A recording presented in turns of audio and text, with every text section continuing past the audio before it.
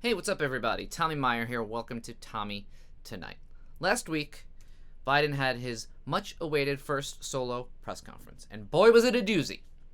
By which I mean, he was fine. But considering the incredibly low bar set by these dinglebergs, fine, it's pretty damn good. You see, Fox had spent weeks hyping this up, trying to paint Biden as the frail, the weak, the cognitively struggling, clearly commander-in-chief, or is he? He is. Yeah, he is. So, when Biden was able to stand there for an hour, not drool all over himself, and speak in mostly complete sentences, he looked pretty damn good. Now, he did have some Biden-esque moments, if you will, like this strange comment. And so I'm convinced that we'll be able to stop this because it is the most pernicious thing. This makes Jim Crow look like Jim Eagle. Jim Eagle? Now, I'll admit, I did not get that. I didn't know what the hell he was talking about. Well, it turns out it was really stupid, which is why I turned to the stupidest place possible for the answer. We didn't know who Jim Eagle was, so we went scurrying to our Google machines to look it up. Then we realized, we're being way too literal here. It's an analogy. Crow, eagle. They're both birds, but an eagle is much bigger than a crow. Oh, Jim Eagle. I get it. Okay. And eagles are more racist than crows. Why do you think they're bald? Can't unsee that. It's a Nazi eagle. He also said that he came to... You're welcome. He also said that he came to the Senate 120 years ago, though obviously that was a bad joke. And I know a thing or two about bad jokes, okay? Who's a pirate's favorite president? Joseph R. Biden. See? I told you. I'm just proving a point. Just proving a point. Anyway, it was a largely gaffe-free event, which is probably why Fox focused on the most petty things possible. Let's go to Peter Doocy, who's fresh out of the news conference. Peter, we mentioned that he took questions from 10 people, you and Fox News not among them. Oh, is Fox News butthurt they didn't get picked for the team? Anyway, go on.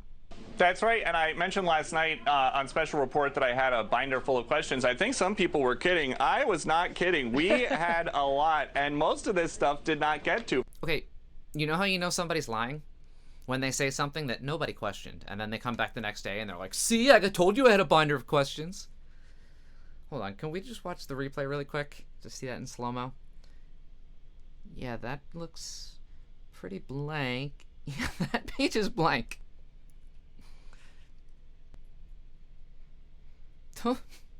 Those pages are blank!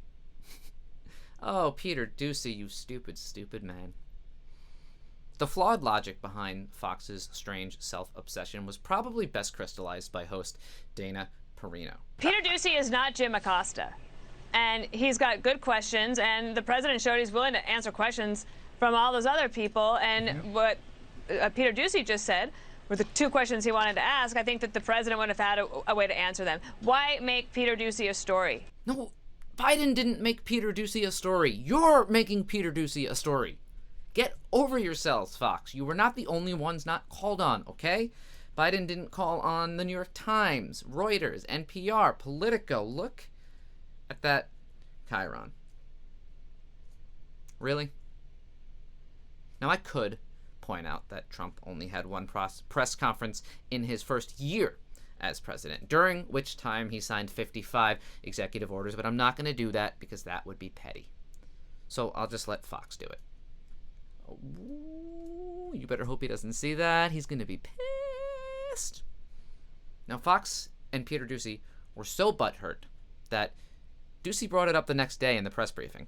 Anytime that the president has an event where he is given a list of reporters to call on, Fox is the only member of the 5-network TV pool that has never been on the list in front of the president. And I'm just curious if that is an official administration policy. We're here having a conversation, aren't we? Yes, but and do I take questions from you every time you come to the briefing room? Yes, but has the president taken questions from you since you came in? He came into office?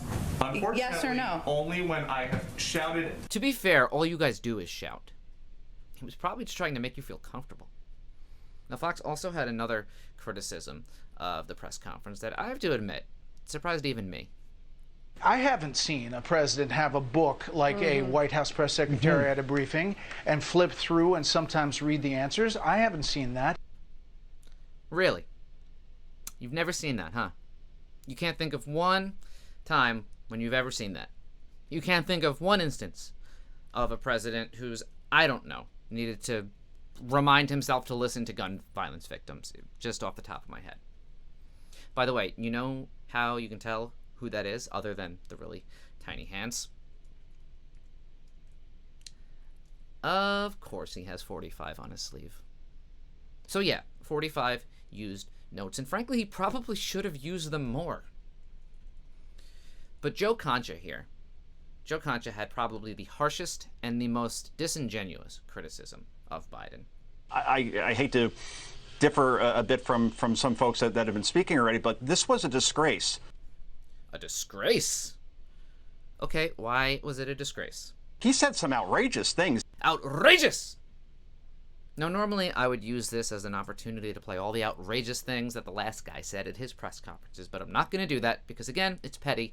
And also, I said I wouldn't talk about him, and I've already shown his hands, and I feel kind of dirty. But okay, what outrageous thing did Biden say? When the President of the United States says, for instance, when he has the support of a majority of Republican voters, I just checked Gallup, he's at 10% support among GOP voters. So what is he talking about? Ooh, I know this one. I actually know the answer to this. Normally, when somebody says, what is he talking about, in reference to Biden, my answer is, I don't know. Just eventually he'll stop. He'll get tired or just cut himself off. But this time I actually know what Biden was talking about. And surprise, surprise, it's not what Joe Concha is saying. Here's what Biden actually said. Republican voters agree with what I'm doing. And so unless Mitch says the last thing I did, this last piece of legislation, is so far left, well, then he ought to take a look at his party. Over 50% of them must be over that edge as well, because they support what I did. Now, he's talking, of course, about the American Rescue Plan, his COVID relief bill. So is that true? Well, it depends on the poll, but yes, some polls did find up to 60% support among Republicans for the plan. Look, there are plenty of legitimate criticisms to be made about that press conference. Biden misled on border crossing statistics. He didn't have a satisfactory answer for why he's not letting the press into certain detention facilities. He punted on gun control, and he should be held accountable. Unfortunately, Fox is not there to hold him accountable because they're obsessing over this stupid, petty bullshit. And that really is why I just can't stand right-wing media in this country. It's not that I disagree with their viewpoints.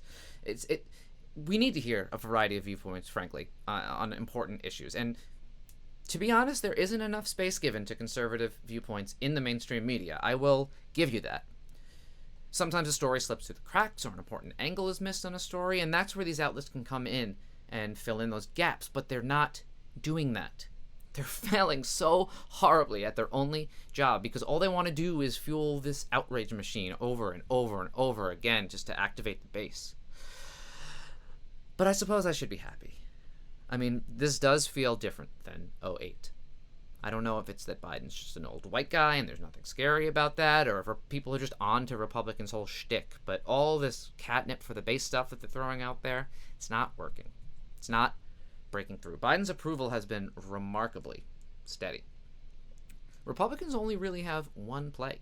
And it worked great against Obama, but it's not working anymore. It's kind of like the play action pass. I'm sure the first time a team did a play action pass, the other team was like, what? They were gonna, and then dude! But if you keep doing it over and over again, eventually the other team is gonna catch on. Imagine how bad a football team would be if they only ran one play. Good point. That's a fair point. But I do have to give Fox a little bit of credit because there is one thing they said that I do happen to agree with. Look, I think he did fine, and fine is all they needed. Because if you were bored watching that and you were thinking, wow, this is just like so boring compared to the previous president.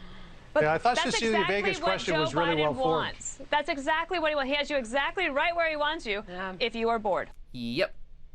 He's got you right where he wants you. Republicans are so bored they're turning their outrage to things like children's books and androgynous vegetables. First, they came for the potato heads, and I did not speak out because I was not a potato head. Then they came for the children's books, and I did not speak out because I was not a child. And that was pretty much it. We just kind of got on with our lives after that. But while Republicans were complaining about Dr. Seuss and Mr. Regular Potato Head, just Potato Head, Biden passed the largest expansion of the social safety net since the 60s, an expansion that has the support of a pretty large block of Republican voters. So go ahead. Call Biden The frail, the weak, the cognitively struggling.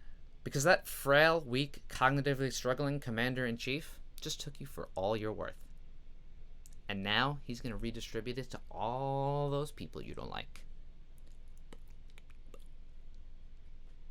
That's all the time I got for you tonight. I'm Tommy Meyer, and I will see you next week. Thanks so much for watching. Let me know what you think of my videos by commenting down below. And if you like what you see, make sure you subscribe to me on the YouTube or share this with a friend. The possibilities are 3. Good night.